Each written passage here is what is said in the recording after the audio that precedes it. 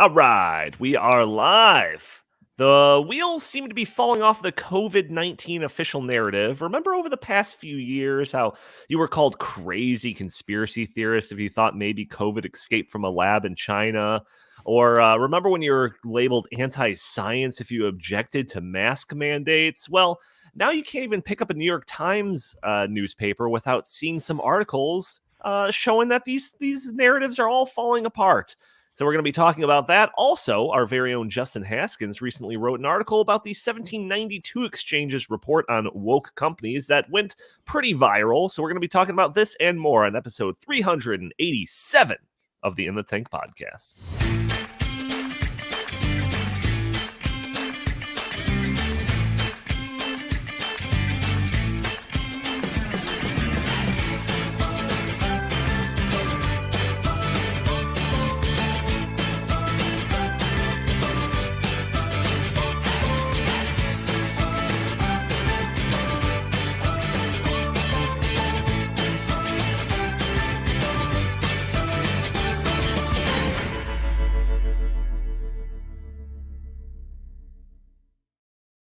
Welcome to the In the Tank podcast. As always, I'm your host, Donald Kendal, and we have got a full crew for you today.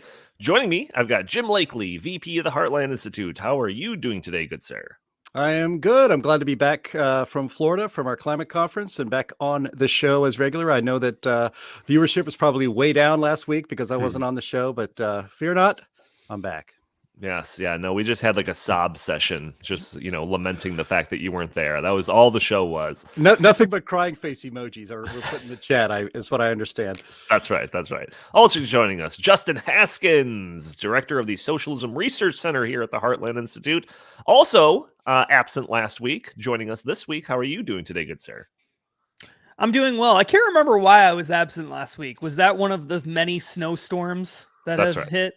Yes. Apparently, and I didn't know this because this is my first go around having a kid, but apparently when there's snow, they make you watch your own kid at home and you can't take him to daycare. So apparently that's a thing. I didn't know that was a thing. I just assumed they were always open, like the postal service or something. No. You can't drop it off at the mail center, though, if you want to drop your kid off.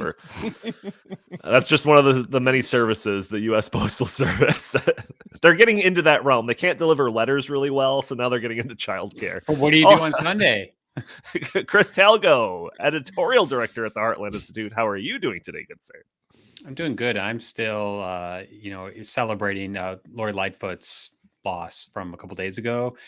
I know that we could be on the brink of something even worse, but I hope the people of Chicago will come through, show some common sense, and elect someone who's going to get this city back in order. See, this is the state that conservatives are at in the Chicagoland area. You can only be happy and celebrate in between the election and the runoff election when the mayoral candidate. You get 5 weeks. The sweet spot. It's what they call the sweet spot, Donald. Right. Spot. One of my mottos is that things can always get worse, and they probably will. So that's it's nice to apply to Chicago. Exactly. Audio only listeners that are probably catching the show on a Friday or later, you can join us a day earlier on Thursdays at noon Central Time and catch the show live on YouTube and Rumble and Facebook and Twitter. You can join in the conversation, throw your comments in there. They'll show up in our chat. Maybe we'll show your comments on the screen. Maybe we'll address your questions on the fly. Also, you can help us out greatly by either leaving a review on iTunes, which would be greatly appreciated, or if you're watching on YouTube, hitting that like button, sharing this content, hitting subscribe, or even leaving a comment under the video, all help break through those big tech algorithms that prevent videos like this to be shown to more people. Jim, this is for the past 7 weeks of this show, 8 weeks or whatever. This is usually when I give you tee you up to talk about the upcoming ICC 15, but it's over. It's done. How relieved are you, good sir? I'm pretty relieved. I'm not quite physically over all of the all the hard work that entails managing a major climate conference with 2 distinct breakout panels plus a great ballroom where we have meals and have plenary sessions. So probably need a couple more days of recovery time, but it was a smashing success. It was February 20, 24 and 25. So last Friday and Saturday in Orlando, Florida. We had about 300 people in attendance. We had a fantastic speaking lineup. Andy right now is actually going through, our producer, he's going through some of the raw video to show and put up there for each of the individual presentations. But if you go right there, and you can see it on the screen, climateconference.heartland.org, you can see every minute of that conference and all the important information that was relayed there. We had a keynote by Senator Ron Johnson, Wisconsin. I got to meet him. Seems like a good dude, and gave a fantastic speech. So you can see that at climateconference.heartland.org. We had Representative Lauren Boebert, and I have a picture too that Andy can show here in a minute. She gave a speech. She gave a speech right after Ron Johnson. She was outstanding. We had Alex Epstein, who is one of the best young communicators on energy policy in the world, talking about his new book, Fossil Future. We had scientist Dr. Richard Lindzen, who is often too busy or just can't make our conferences. He spoke at the conference. Judy Curry, who we've had on the Climate Change Roundtable show, again, one of the most prominent. If there's a hearing on Capitol Hill about climate change, she's on the short list for people who are witnesses to come and speak about it from a realist perspective. So up and down the program, from scientists to policy experts to even elected officials, it was one of our best yet. You can actually, we've put the videos there. I'm almost done doing. I'll have it done today. But every single room, the entire block of everything that was presented in that room on each of the 2 days is all strung together, and it's chapters. There's chapters there, so you can just browse. And if there's somebody or some topic you're interested in, you can go right to it. It's the best way we've presented this right after the conference yet. So I encourage everyone to go over there and check it out. You have plenty of time to learn a lot about the climate. And it was just a fantastic time. I'm so glad that we did it. I'm a little bit glad that it's over because it's less work for me, but it was definitely one of our best yet. And nobody in the world does these conferences the way the Heartland Institute does. Yeah, I watched a fair amount of it. I mean, there's a ton of panels and a ton of keynote stuff. So by watching a fair amount, I mean, probably 25%. There's still a couple of things that I want to tune into, but I'll wait until Andy gets all the individual videos up. But I watched those most of those addresses that you had mentioned. Ron Johnson just hit it out of the park, in my opinion. I watched the award ceremony parts. Really good content, and most importantly, especially from your perspective and our producer Andy's, it seemed to go smoothly. So kudos to that. I did see that a fair amount of our regular listeners that are probably tuned in right now to this show were also commenting along and watching in some of the live streams. And there was one point, because I was like hours behind the actual like live point, but I was still seeing the live comments. There was like a couple of comments that like it made it seem to me that there was like a protester or something. Did that happen, Jim, or was I misinterpreting some comments? A protester? You mean in our comments or physically on site? On site. No, we didn't have a protester on site. Okay, all right. Because you've had some of that before, right? At least like across the street or outside the hotel. Yeah, it was actually a little disappointing we didn't get a protester this year. We haven't had one in a couple of years. But yeah, when we held one, maybe it was the 10th or 9th climate conference. We had it in Chicago. It just happened to coincide with some kind of leftist environmental confab that was going on. And then they ended up showing up. We had it on Michigan Ave here in Chicago at the Hilton Hotel, I believe. And they showed up across the street to protest us. And so some of our speakers went outside and confronted them and talked to them about it. So that was kind of fun. But yeah, it was great. I got to know, I want to have Andy pull up a couple pictures. I got to know Lauren Boebert. She's on the Natural Resources Committee. Her family has a history of working in the energy industry. Her husband is still in the energy industry. I believe he works in natural gas. And, you get politicians, most of the time when politicians come to an event, any event, they'll come in, they show up about 15 minutes before they're supposed to speak, and then they're out of there 15 minutes after they're done speaking. Lauren Boebert actually showed up a day early.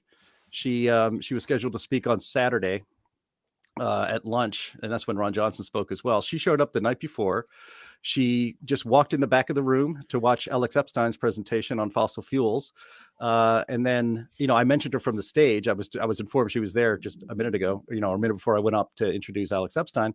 And I said, and I understand Representative Lauren Boebert is here just to check out the conference. It's nice to see, nice to have her here. And then I got off the stage and I walked to the end, and she got up from where she was sitting, came over to me and shook my hand and said, "That was very nice of you to mention I'm here. Thank you very much." I don't get that a lot from politicians. As a rule, and she's an exception, politicians are not my favorite, let's just say, class of people or category of people. My experience with politicians has not always been great, but she was cool. And then she was invited. Hey, we're going to have a little cigar. We have some drinks and cigars outside at the end of the night. Would you like to come down? Of course, she says, yeah, sure, I'll make it if I can. And that answer always just a nice way to say, no, I'm too busy because I'm a very busy person. Nope. She came out, and as Andy just showed up on the screen, she was eager to have a cigar, and she hung out with us and chatted about all sorts of stuff, her life, our lives, politics, energy policy for 2 hours. It was pretty cool. So I got to say, I'm kind of a fan of Lauren Boebert as an individual person. She was pretty cool, but that was fun. And again, if you come to these conferences, you get to do things like this, not just hang out with us. I mean, that's a big deal, right? Hang out with me outside, but all of one of the great things about the conference is the fellowship you get with other fans of this topic and the people that are coming to speak at it. So it was a great success. One of the main ballroom things had like a discussion about carbon taxes or something. Yeah. So I was halfway through watching that one of the nights, and then I was going to tune in the next day and finish it off. And I was met with a YouTube copyright strike, and the video was taken down. And I was just like, YouTube, I swear, you are just the absolute worst. But I think you got that content back up. But then something that you told me about the other day was that the Epic Times, who we do a lot of work with, they published our streams as well on their websites. And on those sites, I went through and I added them all up, Jim. They have over 100,000 views between those videos. So I was like, wow, that's amazing. Amazing reach. That was great. Yeah, 100 more than 100,000 people tuned into at least part of the program over the 2 days. I mean, that's probably our best return on that ever. Thank you to our friends at the Epic Times and their NDT TV network. So that was just great. So the important part is that the message is getting out. That climate realism is scientifically based, and it's also makes common sense. And it will actually save this country because we are going down a very dangerous path, frankly, economically and freedom-wise, based on climate alarmism. And so you can watch all these videos and learn exactly why humans are not causing a climate crisis. Engineer Guy has a comment saying, did any media report on the ICCC? No, of course not. Of course not. In fact, the reason why is because if you look at our speakers list, you see a very good professional list of different speakers that have like resumes that are amazing resumes and all this, not a loon in the bunch. And that's why, if it was a bunch of wackos or something like that, that they would cover it and be like, oh, look at these crazy people. But it's like when you see this lineup of all these like really professional scientific speakers and all of this, they're like, this wouldn't look good if we reported on this. Let's just ignore it. So no, they didn't report it. No, I mean, some conservative media has reported on it and will report on it. But the corrupt legacy media decided about 4 conferences ago that if they cover us, then people will actually hear the message. And if they hear the message, that's dangerous. So they've gotten to the conclusion that they will just ignore us. So we have to go around them and stream it ourselves on places like YouTube. So, I'm actually happy that YouTube didn't pull the whole darn thing down. Yeah, I think the Climate Change Roundtable show, which is on Fridays at noon Central Time on our main Heartland Institute YouTube channel, they're going to be covering the conference and kind of the response to it and all of that in full. So we'll leave the rest of the discussion to be discussed on that show. And we're going to move on because we have plenty to talk about. So like I mentioned at the start of this episode, there's a number of stories that have been coming out that seem to rebuke the official narratives that have been propagated by the corporate media and the government officials. Perhaps the most, probably the biggest of these stories comes from the U.S. Department of Energy, who have now concluded that the, quote, most likely origin of the COVID-19 pandemic was, wait for it, a lab leak in Wuhan, China. So I'm reading from a Wall Street Journal article, and it says the U.S. Energy Department has concluded that the COVID pandemic most likely arose from a laboratory leak, according to a classified intelligence report recently provided to the White House and key members of Congress. So real quick, you might be saying, why is the U.S. Department of Energy having anything to do with identifying the origin of viruses? Well, apparently, and this is news to me, the U.S. Department of Energy oversees a network of U.S. national laboratories, some of which conduct advanced biological research. News to me, but that's why they are covering this. I guess there are several agencies that have investigated the origins of COVID-19, and now the U.S. Department of Energy is in agreement with the FBI about COVID originating from a lab leak. So, first off, sorry if I don't sound shocked by this news. I mean, from very early on, you could have put me in the Jon Stewart camp on this topic. Do you remember when Jon Stewart was on the Stephen Colbert show? And he says, "Oh, there's a novel respiratory coronavirus overtaking Wuhan, China. What do we do? Oh, you know who we can ask? The Wuhan Novel Respiratory Coronavirus Lab in Wuhan, China." So, I mean, we got. I would love to show that clip, but we got tagged for copyright last time we showed it. So, Justin, I'm going to go to you, just because Jim spoke so long on the ICC stuff. Get you involved in the mix. What is significant about this to you?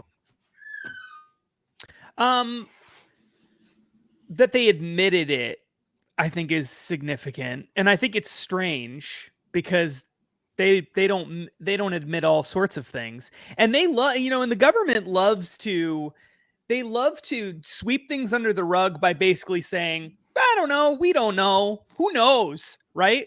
Like, for example, what about those mysterious objects that they blew up not that long ago? They shot out of the sky. We still don't know anything about those things, right? Do we know what they are yet? Has anyone actually told us? No. No, because they love to just say, "We don't know. Could be anything." They're still looking for the debris. Still looking for the debris. It's like, give me a break. We've had mass shootings in the past where we still don't know why they happened. Remember that one in Vegas that happened all those years ago? We still don't know why that happened. No one has told us. We can't figure it out.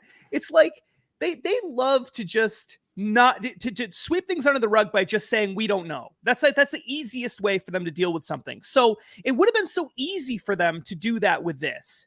And let the media, let media reports come out and speculate why this happened, what the origin was, whatever. But it would have been so easy for them to say, "We don't know." So why come out now and say, actually, we think it might have been China? And it's like, really? Well, that's what everyone with common sense has been thinking for a while, at least as a possibility. So it seems strange that you're now admitting it after years of denying it. There must be a reason. There must be a reason. I have some potential speculation on that, but let's save it. Let's just stick to initial reactions first. Chris, what are your thoughts? Well, I'm glad that common sense has finally won today, because anyone with an ounce, one iota of common sense would think to themselves, the virus emanated from Wuhan, China. Wuhan Institute of Virology is a supermax level 4, basically like a bioterror center, in which the Chinese government, the CCP, has been using bat viruses to manufacture Frankenstein coronaviruses for many years. I wrote an article about this, and everything that has been said has already been said. But in 2017, the U.S. State Department issued a bunch of cables saying that the safety standards at the Wuhan Institute of Virology was extremely sloppy, was akin to a dental office. This is the place where they were experimenting with coronavirus and gain-of-function research, which was, we all know, partially funded by Dr. Fauci and some of his friends in high places, the EcoHealth Alliance, and so forth. So I think it was just blatantly obvious that this was the origin of the virus to begin with. And as soon as a couple of people started to say that, one of them, was Tom, the senator from Arkansas, Tom Cotton, and he was immediately portrayed as some wild conspiracy nutcase. This was, of course, had to be from the wet market, but everything just didn't make sense, because the wet market, they said it was a bat and a pangolin.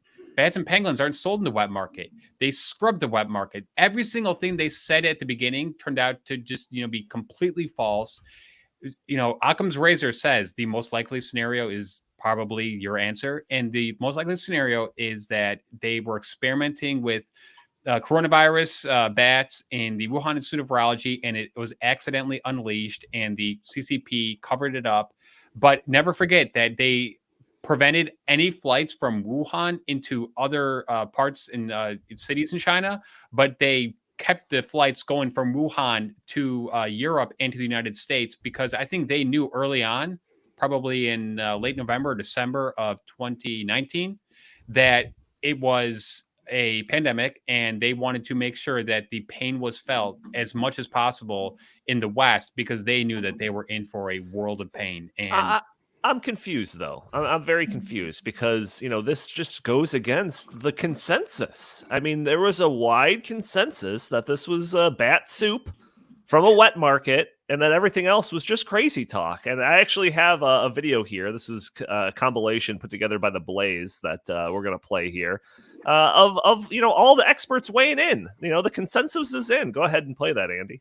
Leak is a theory with no evidence whatsoever. There is zero evidence that this virus came out of a lab in China. There's no suggestion that this was cooked up in some sort of lab. There's no evidence that that conspiracy theory that we've heard going around was leaked from a lab. Conspiracy theory that the Chinese made this virus up. At the lab in Wuhan. In a lab. An unsubstantiated theory. It's about a government laboratory in Wuhan that was the origin of COVID. Now, I've seen this kind of, stuff peddled in the right-wing media, and I still try to keep an eye on. But it's still stunning to read it. There's just no evidence that anybody had it in the lab anywhere in the world prior to the outbreak. One of Trump world's most favorite conspiracy theories. New York Times reports this, quote, senior Trump administration officials have pushed American spy agencies to hunt for evidence to support an unsubstantiated theory that a government lab in Wuhan, Can you believe China, that Trump would look for evidence? Unbelievable. Outbreak. That's according to current and former American officials. U.S. officials have yet to offer credible proof the virus came from the Wuhan lab, a theory that's also being shot down by Dr. Anthony Fauci for lacking any scientific evidence. It's very, very strongly leaning towards this could not have been artificially or deliberately. Could not have been. No way. Impossible. It's a new, dangerous conspiracy theory. I mean, this is serious stuff. Don't worry about your ratings for 1 week. Don't try to spool up some of whoever was wearing tinfoil hats in your audience. But that's what's happening. We're still, these conspiracy theorists are still saying things that are going to be extraordinarily dangerous for this country. So dangerous in the to have 1980s, ideas. I remember when the far left trafficked in rumors about HIV having been invented in CIA labs. The far right has now found its own virus conspiracy theory. The conspiracy theories out there have essentially closed down communication between scientists in China and scientists in the US. We need that communication in an outbreak to learn from them how they controlled it so we can control it better. Oh, yeah, they did great. It's sad to say, but it will probably cost lives. 27 public health scientists from across the U.S. and the world wrote this letter in the journal Lancet, condemning conspiracy theories and citing scientific evidence. All right, I think we get the idea here. For Disease Control. Can we skip to the end though, where it goes back to like hunting and Just here at the end. Because it caps off and really a new report nicely. is fueling a debate over how the COVID-19 pandemic started. The Wall Street Journal reports the U.S. Energy Department has concluded the pandemic most likely started with an accidental lab leak. We've said it here. I remember Tom Cotton got attacked by some newspaper. I forget it. Maybe it was the Times. I forget who it was, for talking about the possibility of a lab leak. And we said on the show, we don't know. Maybe it was, maybe it wasn't. Yeah, you were just totally objective. Totally objective. No! Yeah. Donnie, just real quick, one thing I wish Donald Trump would have done, I wish he would have pressed this issue more, because I think he was too, silent about it. I wish he would have really just come straight out from the get-go and said, this came from China, but he didn't do that. I wish he would have. I mean, he did refer to it as the China virus a whole lot. But Jim, after seeing that whole montage of again, the consensus is in. How are these people even just like grasping with reality after talking about how this was just nothing but conspiracy theories for years? Yeah, it's infuriating, that part. But like, I'm glad Andy was able to skip to the end there. And then, Joe Scarborough, morning schmo, as Mark Levin calls him, he should be called worse, says, hey, yeah, when this happened, we said, hey, could be, could not be, maybe it is, maybe it isn't. BS, man. And we have, and of course, our friends at Blaze TV putting that together. have the receipts, as they say. You called it a conspiracy theory that it came from a lab leak. Again, as Jon Stewart said, to the horror of Stephen Colbert on his show, that it made common sense and it was 100% logical, not a conspiracy theory, logical, that a dangerous weaponized virus came out of a lab that creates dangerous weaponized viruses. Now, and guess who runs that lab? The Chinese military runs that lab. And so there actually needs to be a little bit more investigation into that. Of course, we will never really know the truth. So you just have to use common sense and use the evidence. And all through that clip, there's no evidence this came from a lab. Well, no, because China is not letting anybody see anything. They're not letting people do a proper investigation. The World Health Organization just deferred everything to the Chinese Communist Party. And of course, they wanted to exonerate themselves from either making a mistake or something even more nefarious. Now, look, you know what there was never any evidence of, and there still isn't to this day, that it came from an animal naturally. They have been looking now for 3 years for a pangolin, a bat, or who knows what else, where this is actually happening in nature among the animal kingdom. They haven't found it. And that's because logically, again, you could use your brain. It didn't come naturally. It didn't come from animals to humans. I mean, one of the clips there, we may not have gotten to it, and some expert that Scott Pelley was interviewing on 60 Minutes says that we know from science that these kind of viruses come from nature and then infect human beings. Yes, that is kind of like lying by omission. We do know that. That is true.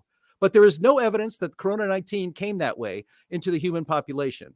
And the idea that it's a conspiracy theory to suggest that, golly, the lab that actually does these sorts of things had an accident and let it out. And it was called disinformation. There's a COVID-19 warning label on this very video. As soon as we posted it yesterday to go live today, a COVID-19 warning video that sends you to a link to supposedly correct misinformation and disinformation. And speculating or using logic and common sense that maybe that lab had something to do with this was called disinformation, misinformation, and a conspiracy theory. And it was also called racist. It was racist to talk about this. When Trump called it the China virus, he was accused of xenophobia and racism. So our media is completely corrupt and broken. And none of this was a conspiracy theory. It was a logical explanation for one of the worst things to happen to the human population in history. 7 million people are dead. We should be able to talk about where the hell this virus came from without being accused of spreading disinformation or wearing tinfoil hats. I have several tinfoil hats. My favorite is the fedora, and I only bring it out for special occasions. And today's a pretty special occasion. I probably should have brought it out. Hey, Donnie, I think a little bit of context is also needed because remember, this was in early 2020 when it looked as if Donald Trump was going to be reelected, and the media immediately pivoted away from blaming China to blaming Trump. So I think there were two main reasons why the media chose to go down the road that they did. Number one, Dr. Fauci was behind the scenes saying, don't do anything here. Dr. Fauci edited that Lancet article saying that the virus was most likely, a natural occurrence. Dr. Fauci had a hand in the Wuhan Institute of Virology and the genetic engineering that was going on there. And then also the media just could not help themselves but use this to berate Donald Trump. So they used the COVID-19 pandemic instead of saying, okay, let's get Americans together to conquer this. It was, let's blame as much as we can President Trump because we want him to be out of office in 2024. I truly firmly believe that. It's like the media doing their little song and dance is one thing. It's like, you turn on MSNBC and they're giving their opinions about this. And their opinion was that this theory is wacko and crazy and whatever. They're trying to make it seem like it's news and objective, but it's just their opinion. But like what takes it a step further, in my opinion, and Justin, I'll go to you on this one, is the social media's reaction to it. Because it's not like social media is putting out their own news. Twitter is not putting out their own news. Facebook's not putting out their own news. They just choose what news or what content gets through the filter and what stuff gets blocked.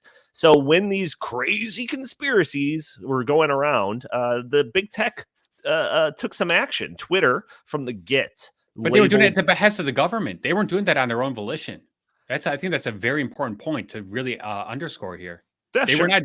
They were doing it because the CDC and all the government bureaucrats were telling them to do that, and they were worried about getting on the wrong side of the the government bureaucrats. Yeah, they were labeling tweets about the lab leak theory as misinformation. Facebook announced that they would remove any debunked claims about the coronavirus and vaccines, including that COVID-19 was man-made or manufactured in any way. Facebook reversed course in 2021 after some of those reports started coming out saying, yeah, it might have been a lab leak. But like, these corporations hold so much power. They control so much of the news dissemination and the public discourse, and they should just stop and think. What if we're wrong?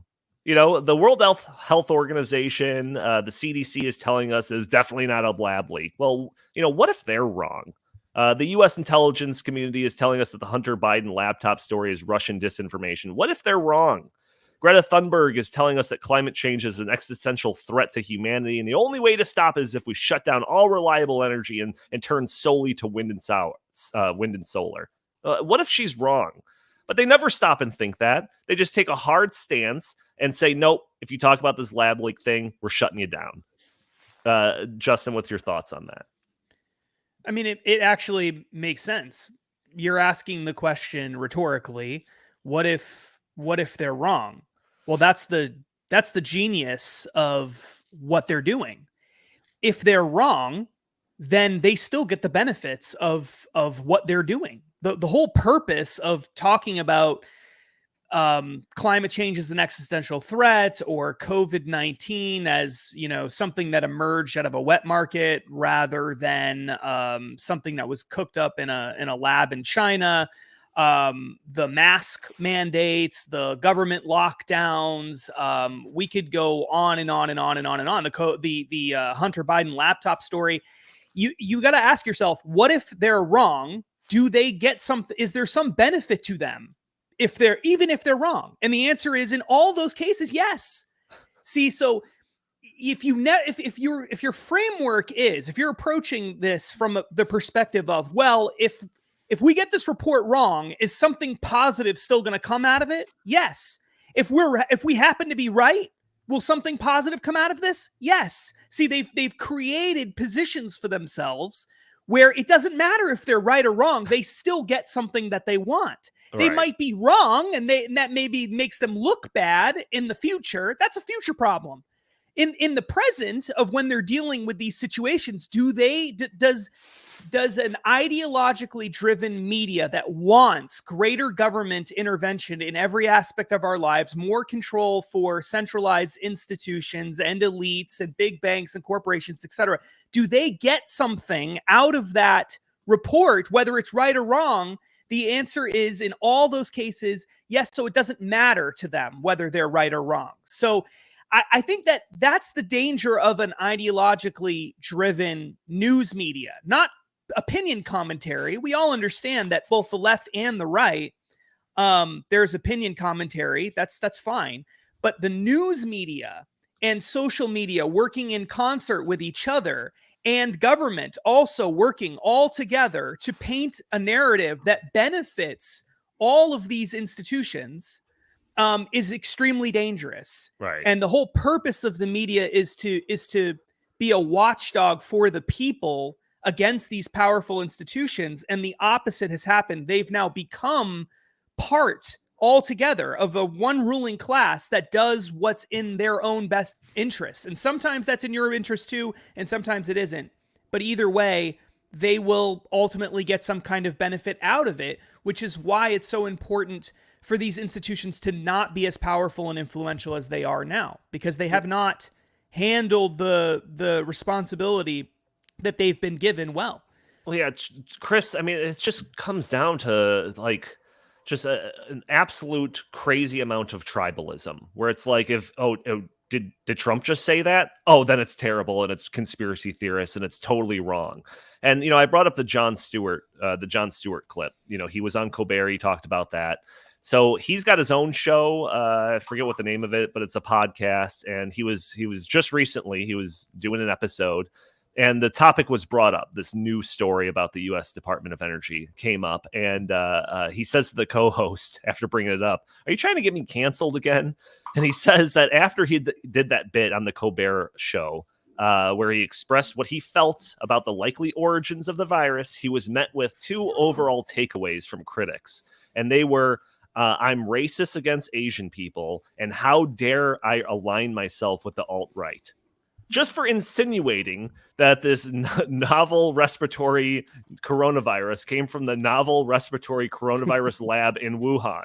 So he recounts how the backlash was swift, immediate, and quite loud.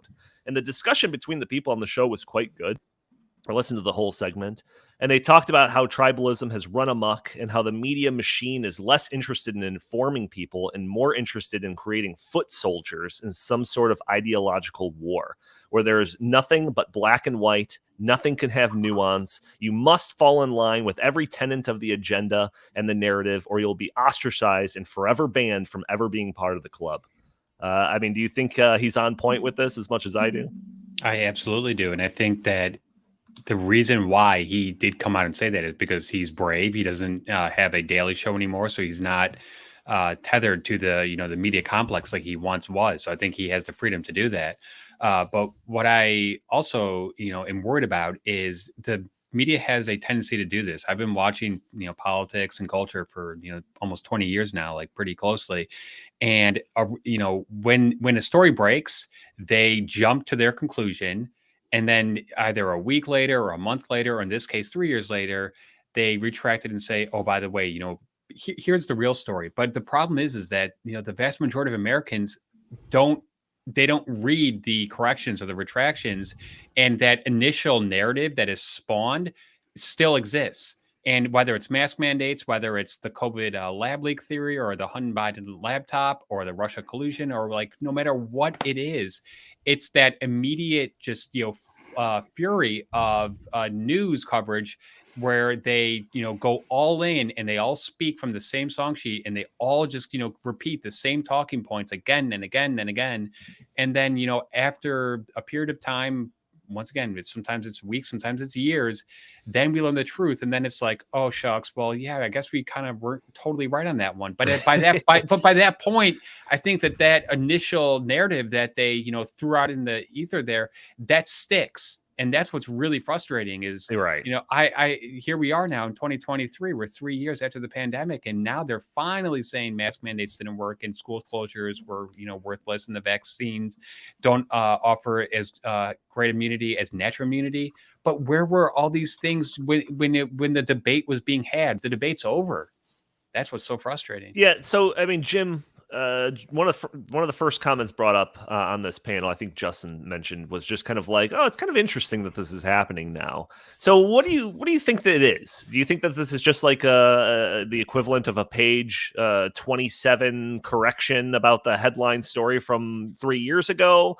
Or do you think that there's something else going on here? I will say that I was listening to Glenn Beck talking about this on his the Glenn Beck radio program, and he speculated that the sudden willingness to acknowledge the likely origin of this virus may be tied to a potential ramping up of hostilities against the CCP in the midst of the ongoing posturing between world powers and countries and all of that.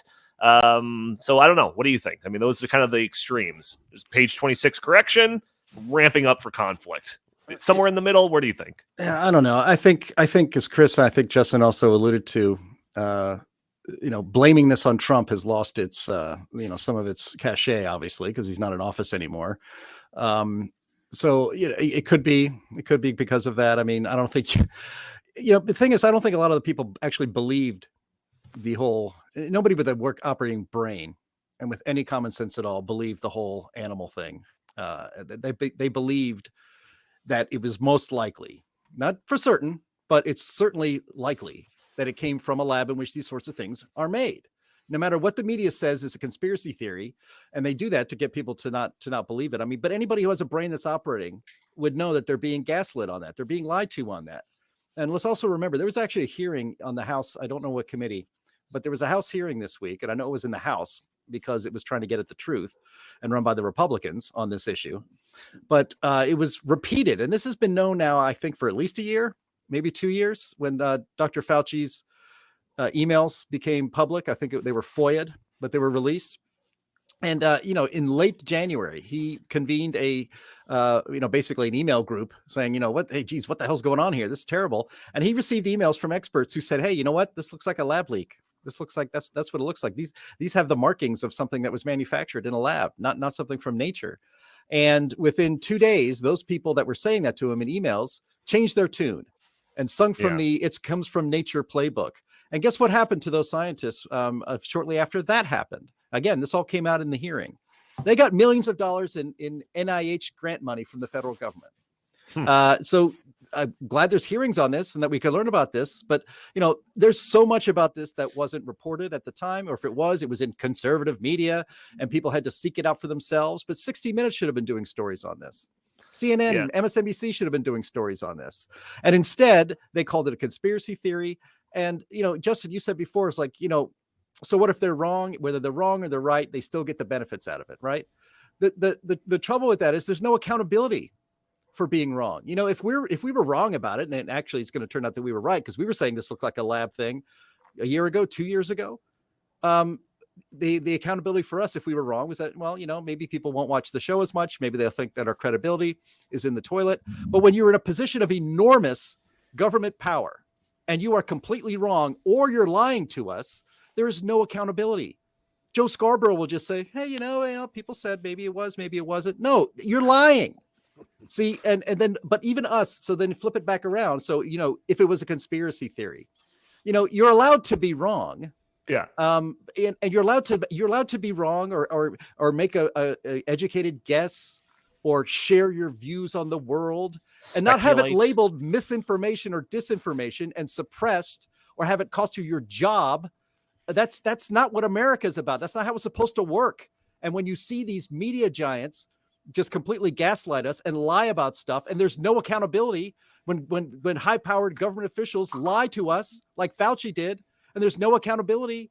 He gets book deals. He's the highest paid federal bureaucrat in our government. And now he just goes off into the sunset with an enormous pension and book deals. This is what infuriates me, and I'm sure a lot of other people. But John Z says, "Go, Jim, get the coffee rant out." Unfortunately, Jim dropped his coffee before the start of the show. So I always do a full putt. I'm fine. Donnie, I completely agree with everything Jim said. But what strikes me is how in the past, like 5 or 6, 7 years, the media they think that they are so right on everything, and they never have a debate on these things. It's just we're 100% right. And we're not even going to give the other side any sort of grounds to defend themselves. We're 100% right.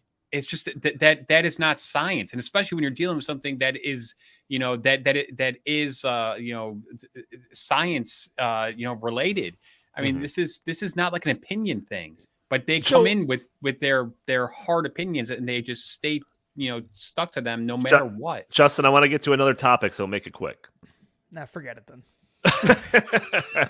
It's not going to be quick. So I mean, it's COVID related, but there was another interesting story that about COVID that came out in the New York Times recently in a piece titled "The Mask Mandates Did Nothing. Will any lessons be learned?" Again, New York Times published this piece.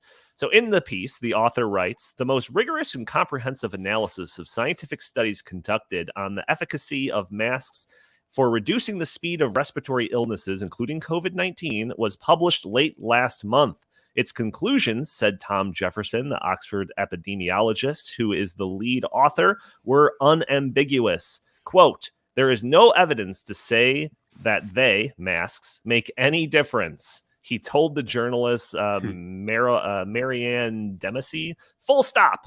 But wait, hold on. What about the N95 mask as opposed to the lower quality surgical or cloth mask? Makes no difference. None of it, said Jefferson.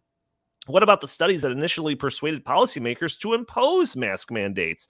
These observations didn't come From just anywhere, Jefferson and 11 colleagues conducted the study for Cochrane, a British nonprofit that is widely considered the gold standard for its reviews of healthcare data. The conclusions were based on 78 randomized controlled trials, 6 of them during the COVID pandemic, with a total of 610,872 participants in multiple countries.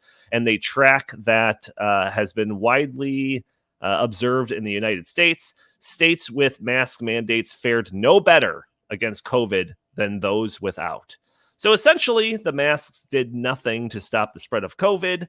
If I'm being generous, the reasons why these mask mandates were put in place were to just do something, give people the false promise of safety when they did have to journey out into the scary world full of germs. I think it was more to perpetuate the crisis mentality, personally. Maybe that too, but Justin, I'll give you first whack on this. What are your thoughts? Well, kind of going back to, I mean, this does kind of go back to something that I was gonna mention before. I don't know why, if you were the media in the heart of the pandemic, you would report that masks don't work. Like, and I don't know why, if you were an ideologically driven media, why you would report that Chinese lab leak could be the cause of the pandemic. I don't know why you would do that. I don't know why you would report that Hunter Biden, you know, the whole laptop thing, and is Joe Biden the big man, and the emails that we see, was there lots of corruption with this candidate and all of that coming out right before the election. You know, why would you report that? Why would you report that lockdowns don't work? Why would you report, like, this is the thing. It's like, people behave. We're free market people, right? So we all believe that people make decisions in their own best interests, right? That's what we believe. We believe that's the primary reason why market forces work, free markets work, etc. They make but what is the motivation for these people at these major media outlets to actually tell the truth on these things? It doesn't help their agenda, right? So when you lived in a world, when you had a world where the media was more ideologically, at least somewhat more ideologically balanced, it made more sense. When you lived in a world when conservatives were also watching ABC and NBC and CBS and all of that, they had at least some reason to do it, because even if they were leaning to the left, they want to retain, their audience. But now the vast majority of conservatives are gone. They're not watching CBS and CNN and NBC anyway, right? There's no ideological bet. The vast majority of the people working at these institutions are left-wing people. We know that for basically a fact. So why would they do it? And that's just because they want to be good journalists. They want to be honest. It's like, that went out the window with Donald Trump becoming president, as they very clearly said.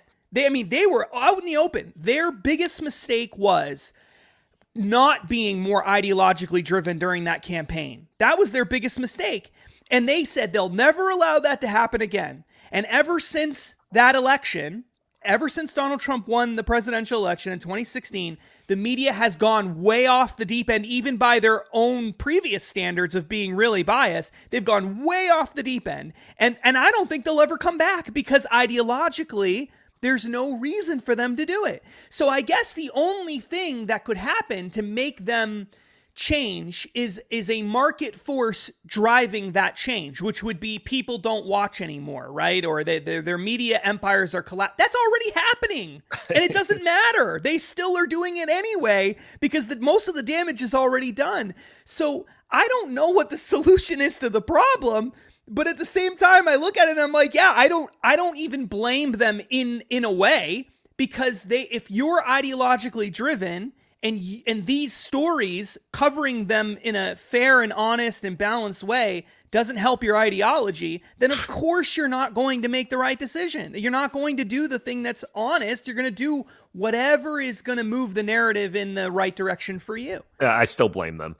So Jim, it's not like these masks did nothing. They definitely did something. So what they did do is plenty of harm. From the psychological effects of isolating people and dehumanizing people, to the developmental stunting of children who learn and absorb, the ways of speech by watching people talk, to the brute authoritarian measures, not only from the government, but from people yelling and screaming at each other for daring to enter a public space without a useless mask strapped across their face. So they didn't do nothing, Jim. Jim's muted. Oh, he's muted. Rookie mistake. You got to forgive him, folks. He's still jet lagged. Every time I type with the thing on, with the microphone on, Andy yells at me. So, all right. But yeah, you're right. It didn't do nothing. It did an enormous amount of harm. I mean, we totally upended our entire society, stopped our entire society for nothing. We made people wear masks on airplanes, for nothing because the masks didn't work. And anybody, again, with common sense could have said, the virus is a lot smaller. It's a lot smaller than these little holes in my mask. That doesn't matter. You have to wear them. You must wear them everywhere. You must do that. And to say that masks are useless and I hate them and I don't want to wear them was called disinformation and misinformation and got you banned, got you otherized by our government. In fact, anything you said that opposed the government information, the official government line on anything to do with COVID got you banned and also got you accused by your fellow Americans of killing people. If you suggested, maybe we should do a cost-benefit analysis on some of this stuff, like shutting down the entire economy. No, if you do that, you're putting profit over people's lives. Right. Doctors and nurses, we are celebrating them. I think in London for a couple of months at 7 p.m. every night, they were encouraged to stand outside their homes and bang pots and pans together to celebrate their beloved NHS. 6 months later, we're firing doctors and nurses who don't want to get the vaccine, which is, it's crazy. All of this stuff about COVID, none of it made any difference at all. It's not just the masks, it's everything else. If you get the vaccine, if you don't get the vaccine, if you get the boosters, you don't get the boosters, you still get COVID. Nothing really has changed. Most young people never should have gotten the shot, but we had to make sure everybody got it.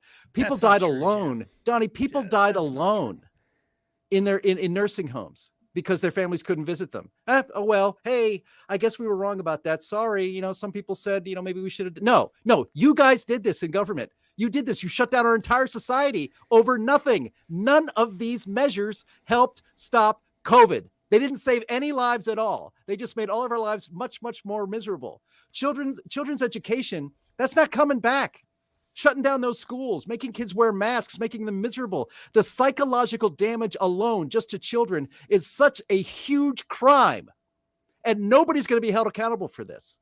So because it's not misinformation or disinformation. When is Dr. Anthony Fauci going to be asked about any of this? When is he going to be deplatformed? Never. That's when, because our society is run by these people who have contempt for anybody who doesn't follow the government line. Out of risk of using up the rest of our time, I saw Justin in disagreement with at least one point Jim was making. Do you want to air that? I'm shocked. Shocking.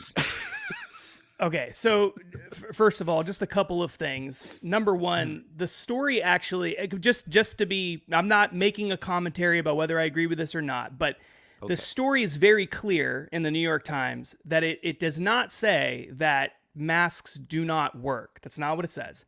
What it says is mask mandates do not work on a population size level. He goes out of his way to point out that there could be situations where masks made sense for certain people or whatever. Right. The text very clearly says that. So I just want to make that clear so that we're not putting words in the author's mouth. That's a good nuance to include. I already got this video banned anyway, so go keep going. Number two, I totally agree that there was that the lockdowns especially, and that a variety of different policies, mask mandates on planes and things like that, a lot of that made absolutely no sense logically, and just the data shows that and everything. I agree with that. And I do think that there was a lot of harm caused, especially by the lockdowns. I think the lockdowns were the most dangerous thing. I don't think the mask mandates were anywhere near as dangerous as the lockdowns were problematic. But the idea that the vaccines did nothing, which was a comment that was made several times, is statistically not accurate. Okay. They've overwhelmingly, the evidence shows that it does not prevent people from getting COVID, but it does significantly reduce the risk of dying from COVID. That is clearly established. It makes you more likely to get it, actually. But it makes it far less likely that you will die from it. So if to say you're in that a it did vulnerable nothing, population. If you're in What's a vulnerable population, no, for everybody, for everyone, it makes it less likely because Fine. less likely is a relative term. So We weren't it told would that. be less like. When the mandates, That's when what the data vaccine mandates shows, Jim. where we were not told that it would just help us survive, it make it easier to survive the virus. We were told if you get the vaccine, you won't get COVID. Get the shot. Well, but that is a definition of a vaccine. And Justin, the CDC changed the definition of a vaccine from produces immunity to produces protection. So the CDC knew at the time, and thanks to Project Veritas, we know that Pfizer knew at the time that the vaccines, and we should call them so-called vaccines because they're not vaccines in the classic definition of the term. They didn't actually do what the drug companies and what the government officials and the scientists said they were going to do. But that's so a separate issue. I know, but I'm not debating whether the vaccines did everything that they were promised to do. My point was the statement was made very, very plainly on multiple occasions. They did nothing. Nothing was the word that was used. Nothing. And my point is the data very clearly shows that that's not accurate. They offered protection, but they did not offer immunity, which is what a vaccine is supposed to do. So they were more like a medicine than a vaccine. There's somebody on this podcast who does not have the so. vaccines, and his experience with the vaccine is no different than anybody, or with the disease is no different than anybody else's. That's completely. What does that matter? That doesn't matter. Wait, guys, We base things based on data, and the data overwhelmingly shows that vaccines did, in fact, reduce the likelihood of dying for every class of people that took them. That's a statistical fact. But so that's all I'm saying. That's all I'm saying. Justin, I agree with you on that. But what I think one of the articles was saying was the government was mandating this vaccine while at the same time saying that if you had natural immunity, that wasn't nearly as potent as the vaccine. They went out of their way, because I remember it was a pandemic of the unvaccinated. They really hit that point in 2021 after Joe Biden came into office and all the vaccine mandates came down. We now know that, and this is from scientific papers, that natural immunity is superior to the vaccine. Sure. So not only did they completely lie about it in saying that natural immunity is like this myth, like what are they talking about? Now we know that that natural immunity is superior to their. But again, I'm not disputing I'm not suggesting everything that was said or promised was accurate. All I'm saying is the idea that they did nothing. See, when you say that vaccines did nothing, what you're saying is whether we had the vaccines or not, everything would have been exactly the same. Right? That's what you're saying. That's what nothing means. See, and my point is there is literally no data at all that suggests that everything would be exactly the same. What about had there been no vaccine? What about all the myocarditis, and what about all the ramifications? If you and look negative, look at the data, consequences of the vaccine, and how about the fact that the vaccine was an experimental vaccine, and you were forced to get it, and you have no legal recourse. This is absolutely off the rails. Of course it is. If you look at the data, totally is.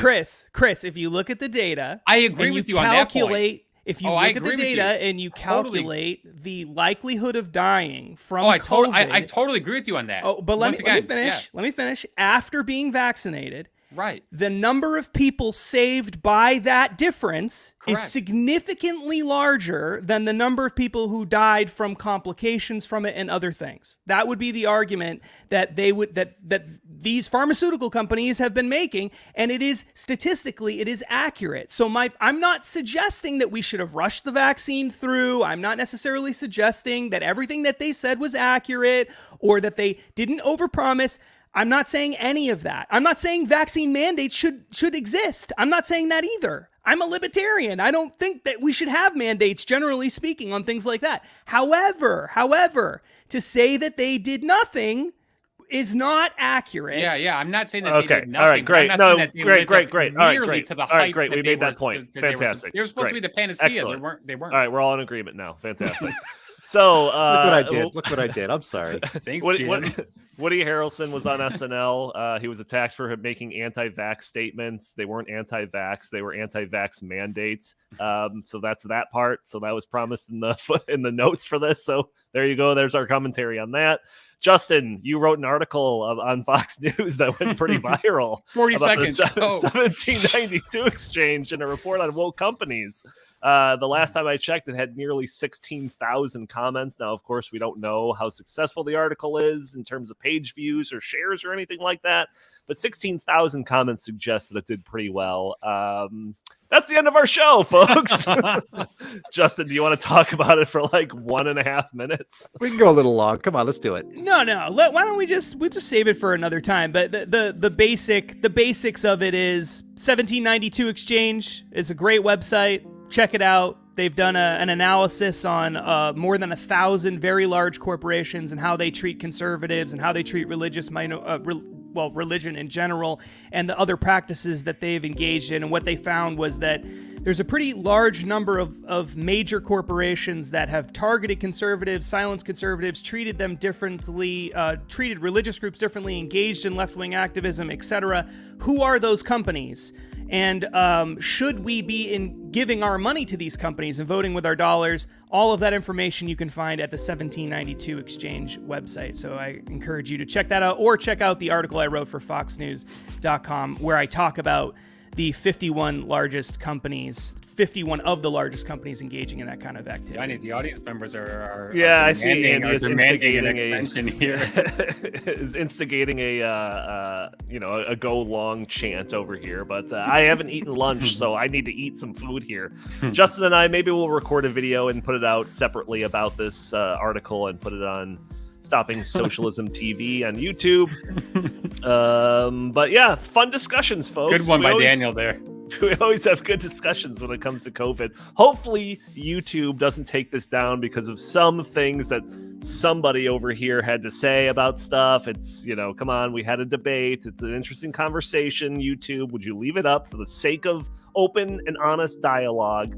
But no, we are going to wrap up the show. Jim Lakely, do you have any last words or anything you want to get off your chest before I wrap it up?